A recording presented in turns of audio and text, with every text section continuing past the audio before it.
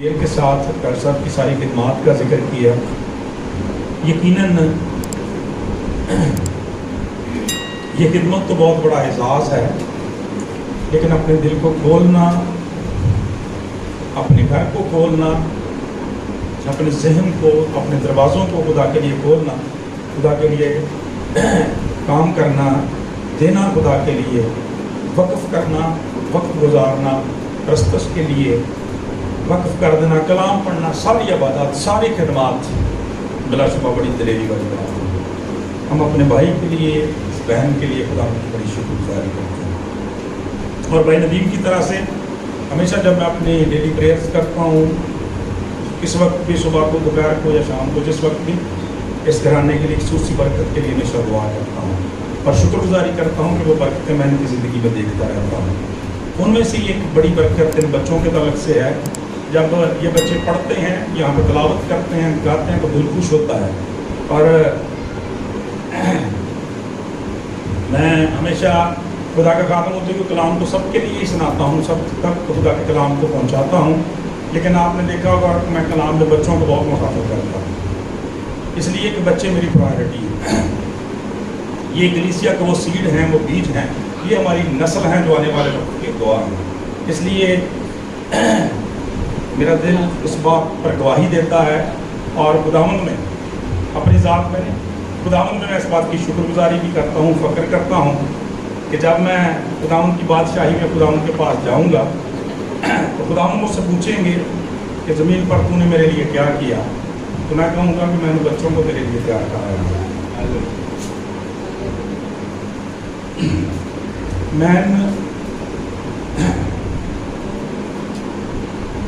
بچوں کو تیرا کلام پڑھنا سکھایا، ان بچوں کو تیرے قدموں پر، اپنے قدموں پر کھڑا ہونا سکھایا. انہیں بتایا ہوں کہ یہ بہت بڑی میراث ہے. خدا ان کی شکر گزاری کرتے ہیں باتوں کے لیے. خدا ان کے جلال کے لیے زوردار تعریف. تو اس لیے بچوں اس چیز کو معمولی مت سمجھا کریں، یہ بہت بڑا اعزاز ہوتا ہے، بہت بڑا اعزاز ہوتا ہے.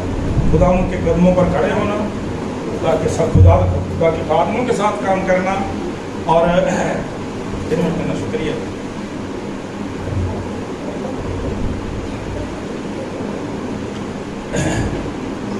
Thank you. اور بیسیکلی یہی ہماری میراث ہے. میں سمجھتا ہوں ایسے ہی بچوں کے بارے میں خدا نے کہا ہے کہ ان کو میرے پاس آنے تو منع نہ کرو کیونکہ آسمان کی بادشاہی انہیں کی ہے. پریز دی لارڈ. آئیے بھی کلام خدا میں سے آج کی ہفتہ وار عبادت کے تعلق سے ہم دیکھیں جو کلام آج، پیغام آج ہمارے لیے ہے مقدس یوحنا کی رسول محبت کی انجیل. خدا کا کلام یہ بیان کرتا ہے. ابھی جیسے میں بچوں کی بات کر رہا تھا تو دیکھیں اس رسول کو یہ اعزاز ہے کہ اسے کہا گیا کہ یہ وہ شاگرد ہے جس سے خداوند محبت رکھتا تھا. آمین. اور چونکہ خداوند اس سے محبت رکھتا تھا اس لیے اس کو وید بھی بڑے بڑے دیے گئے، اس کو تعلیمات بھی بڑی بڑی دی گئی، اسے اپنے جلال کے لیے کثرت سے استعمال کیا گیا. اور خدا کا کلام میں بیان کرتا ہے کہ دکھ بھی اس نے جو ہے وہ کثرت کے ساتھ خداوند کے لیے اٹھائے ہیں. تو بھی خدا کا کلام بیان کرتا ہے خدا نے شخص کو اپنے جلال کے لیے استعمال کیا. اسی کے انجیل میں سے ہم نے پڑھا ہے یہ والا، اور اس کی 33ویں آیت کو ذرا دیکھتے ہیں جو ڈاکٹر صاحب نے پوسٹ لگائی ہے. بڑی خوبصورت، بڑی زبردست.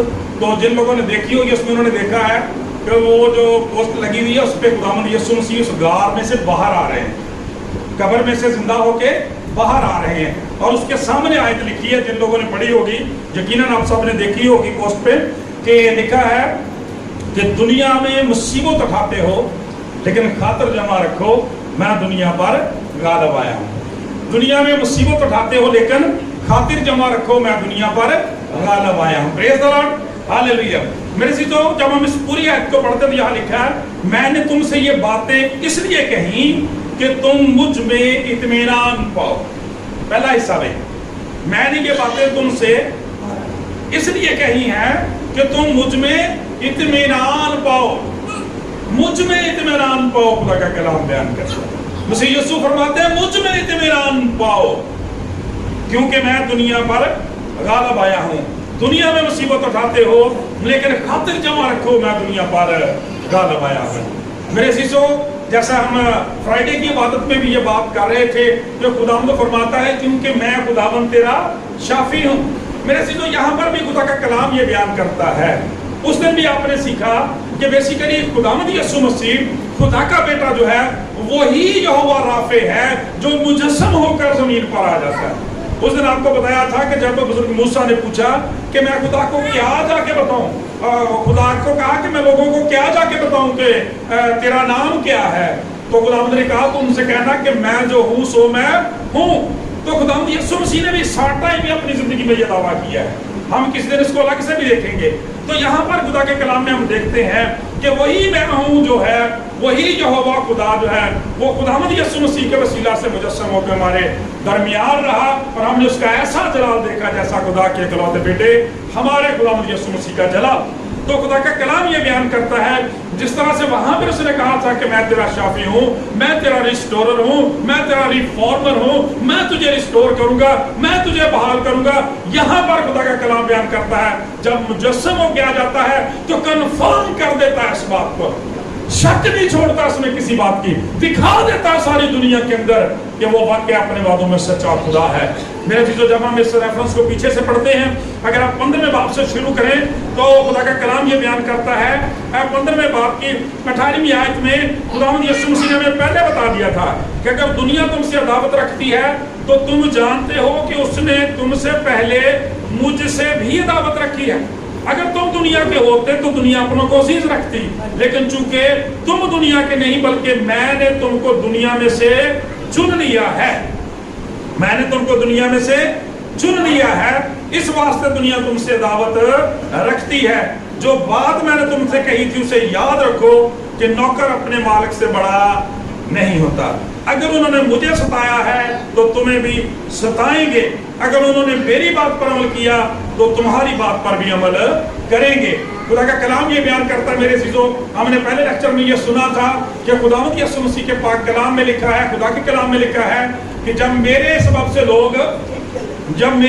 से लोग तुम्हें सताएंगे, लान तान करेंगे, बुरी बातें ना तुम्हारी बाबत कहेंगे तो नहायत शादमान होना, खुशी करना, इसलिए कि आसमान पर तुम्हारा अजर बड़ा है। तो यहाँ पर भी खुदावंद यीशु मसीह ने देखें, इससे पहले कि खुदावंद यीशु मसीह ये कहते कि दुनिया में मुसीबत उठाते हो लेकिन खातर जमा रखो, मैं दुनिया पर गालिब आया हूँ, पहले ही सारा कुछ अपने शागिर्दों से बता दिया, अपने शागिर्दों को पहले ही सारा कुछ बता दिया। अगर आप 15वें और 16वें चैप्टर को मिला के पढ़ें तो आपको सारी बात, सारा सिनेरियो समझ आ जाएगा कि खुदावंद यीशु मसीह बता रहे हैं कि इससे पहले कि जब मैं सलीब तक जाता हूं, वहां पर पहुंचूंगा, उस वक्त भी तुम्हें अजीयतों का सामना करना पड़ेगा, मुश्किल का सामना करना पड़ेगा, मुसीबत का सामना करना पड़ेगा, अजियत का सामना करना पड़ेगा, परसिक्यूशन आएगी, दुख आ जाएगा, आजमाइशें आ जाएंगी, लेकिन खुदा का कलाम बयान करता है मैं तुम्हारे लिए रास्ते को साफ करके जाता हूँ। खुदा का पाक कलाम बयान करता है खुदावंद यीशु मसीह इस भेद को उन पर खोल रहे थे, बयान कर रहे थे कि वो वक्त आने वाला है कि जैसे पहले भी बारहा खुदावंद यीशु मसीह ने, हम जब अनाजील मतवाफिका में पढ़ते हैं, यानी मुकद्दस मत्ती रसूल की इंजील, मुकद्दस मरकस की इंजील और मुकद्दस लूका की इंजील, तो उसमें बार बार ये कहा था कि लाजम है कि जो कुछ इब्ने आदम के बारे में लिखा हुआ है वो पूरा हो। वो उसे पकड़वाएंगे, गिरफ्तार करवाएंगे, अदालत होगी, मुजरम ठहराया जाएगा, कोड़े मारेंगे, मसलूब करेंगे, लेकिन खुदा का कलाम में करता तीसरे दिन वो फतहमंद होकर जी उठेगा। Praise the Lord. खुदावंद यीशु मसीह ने पेशगी तौर पर खुदावंद ने फरमाया कि मैंने ये सारा कुछ पहले तुम्हें इसलिए बता दिया कि अब तो मैं तुम्हारे साथ हूँ, लेकिन उस वक्त तुम्हारे साथ नहीं हूँगा। लेकिन खुदा का कलाम बयान करता उसके लिए वादा किया कि मैं तुमसे ये बातें इसलिए कहीं, मैंने ये बातें तुमसे इसलिए कहीं कि तुम मुझ में उस वक्त इत्मीनान पाओ। पहली बात क्या करो भाई, इत्मीनान पाओ। इस परसिक्यूशन से, इन दुखों से ये इत्मीनान और तसल्ली पाओ कि हम उसके नाम पर जाने पहचाने जाते हैं, हम उसके चुने हुए लोग हैं। क्योंकि खुदा का कलाम बयान करता है हमारा सताया जाना बिला वजह नहीं है, ये इसी बात का निशान है कि हम उसके नाम से बरगजीदा है, हम उसके चुने हुए लोग हैं। मेरे चीजों, खुदा का कलाम ये बयान करता है। मैंने शायद पिछले लेक्चर में भी ये बात दोहराई थी कि खुदा का कलाम बयान करता है खुदावंद यीशु मसीह की ये बात ऐन बायान शागिर्दों की जिंदगी में पूरी हुई कि जब खुदावंद को मसलूब कर दिया गया, उनकी अजीयत के दिन शुरू हो गए। آپ کو پتا ہی ہے کہ جس دن ابھی انہیں دفن ہی کیا گیا تھا انہوں نے یہودیوں کے ڈر سے اپنے دروازے بند کر لیے تھے، پرسیکیوشن کے حوالے سے دروازے بند کر لیے تھے۔ یہ جو بعد میں پولس رسول بنے اس وقت ساؤل تھے، ان سے ڈرتے تھے لوگ، یہ مارتا تھا، لوگوں کو گھسیٹتا تھا، جیلوں میں پہنچاتا تھا۔ میرے عزیزو، خدا کا کلام بیان کرتا ہے کہ یہ سوچتا تھا کہ جب میں ایسا کرتا ہوں تو میں بھی خدا کی خدمت کرتا ہوں، لیکن میرے عزیزو خدا کا پاک کلام یہ بیان کرتا ہے، خداوند یسوع مسیح نے پیشگی طور پر انہیں بتا دیا تھا کہ یہ وقت، یہ حالات، یہ آزمائشیں تم پر آئیں گی، ان کا آنا ضرور ہے تاکہ تمہارا آزمایا ہوا ایمان جو سونے اور چاندی سے آزمائے ہوئے سونے اور چاندی سے بھی آزمائے ہوئے سونے اور چاندی سے بھی نہایت بیش قیمت ہے۔ خدا کا کلام بیان کرتا ہے تمہیں تسلی اور تقویت دے۔ پاک کلام یہ بیان کرتا ہے، اس لیے جب شاگردوں کو خدا کا پاک کلام یہ بیان کرتا ہے بار بار ہی خدا ان کا نام لینے سے منع کیا گیا، بار بار انہیں روکا گیا، بار بار انہیں جیلوں میں پہنچایا گیا، تو خدا کا کلام یہ بیان کرتا ہے ان کے پاس میرے عزیزو یہی اطمینان تھا جو یسوع نام کے اندر ہے۔ پریز دی لارڈ۔ ورنہ یہ کیسے ہو سکتا ہے کہ ایک آدمی جو جیل کے اندر بند ہے، جیل میں اس شخص کو بند کیا گیا ہے اور اس کے ہاتھوں میں کڑیاں لگائی، پاؤں میں بیڑیاں ڈالی گئی ہیں، وہ وہاں پہ گیت کرے گا، وہ وہاں پرستش کرے گا، وہ خدا کے نعرے لگائے گا، وہ وہاں ہیلیلویا کہے گا، پریز دی لارڈ کہے گا، تھینک یو جیسس کہے گا؟ ہو ہی نہیں سکتا ایسا۔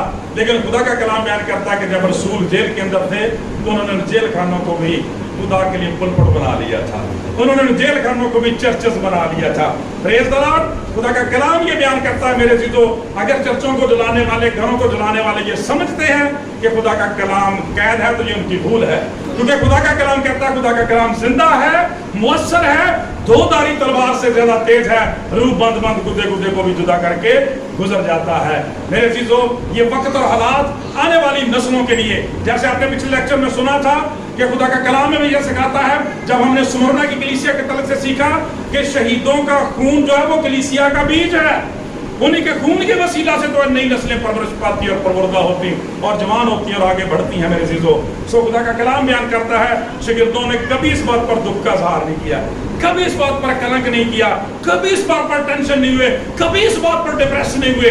خدا کا کلام یہ بیان کرتا ہے، میں نے آپ کو بتایا تھا کہ جب رسول کو، یہ جو بعد میں رسول اعظم کہلاتا ہے، جب کیسر کے ہاں پیشی جانی تھی، لوگ ڈرتے تھے کہ اسے شہید کر دیا جائے گا، یہ مارا جا سکتا ہے، تو اس نے کیا کہا تھا؟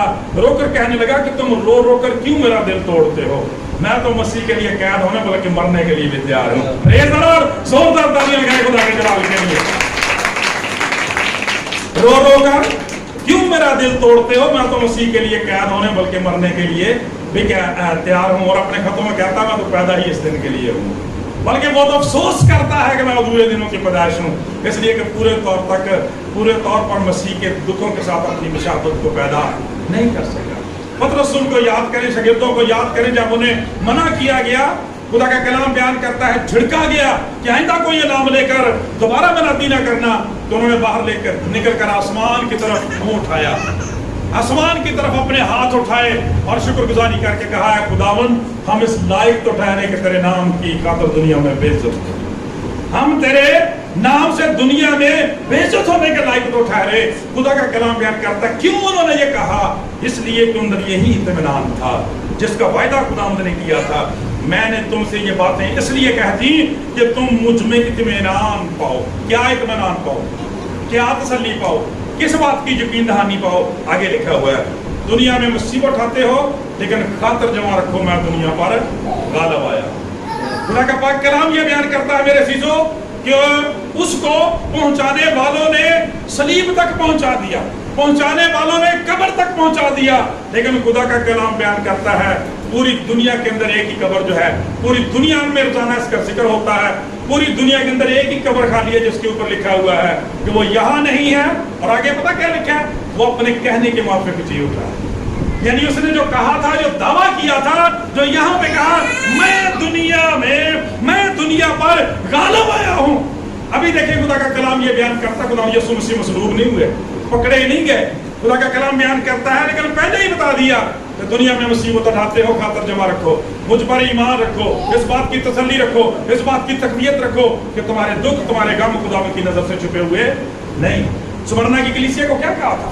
میں تیری مصیبت کو جانتا ہوں, میں تیرے دکھوں کو جانتا ہوں. اسرائیل کو کیا کہا تھا, عبرانیوں کو کیا کہا تھا خدا نے جب بزرگ موسیٰ سے جلتی ہوئی جھاڑی میں آیا تھا؟ تو کہا تھا میں نے اپنے لوگوں کی تکلیف جو ملک مصر کے اندر ہے خوب دیکھی ہے, میں ان کے دکھوں کو جانتا ہوں, میں اس لیے اترا ہوں کہ انہیں فرعون کے ہاتھ سے چھڑاؤں.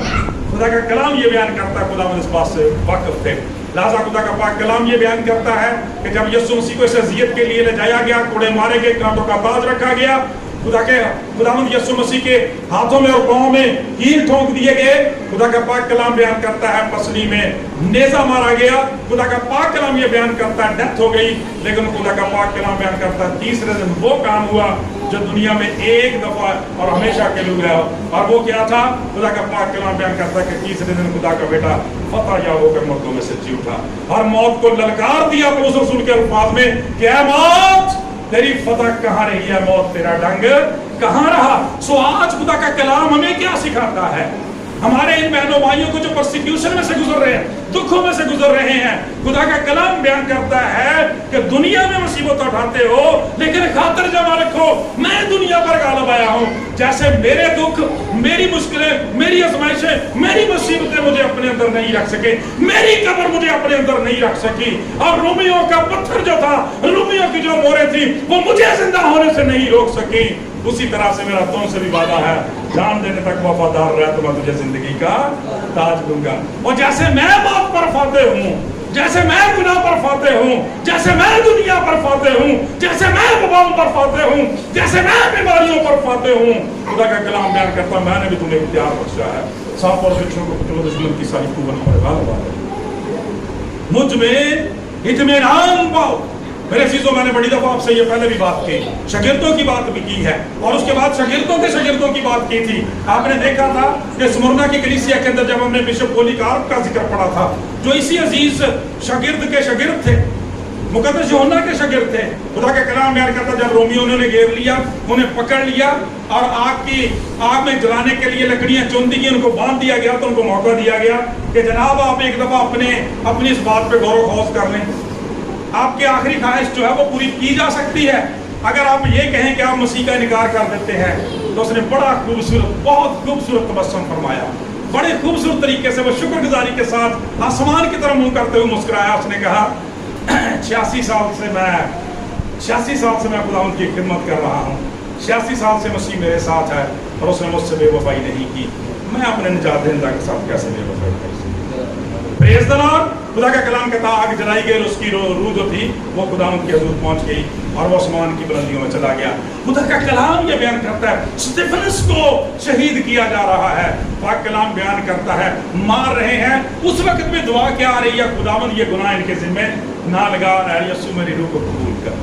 خدا کا کلام بیان کرتا ہے اس نے یسوع کو خدا باپ کے دائنے کھڑے ہوئے دیکھا. کیا بات ہے.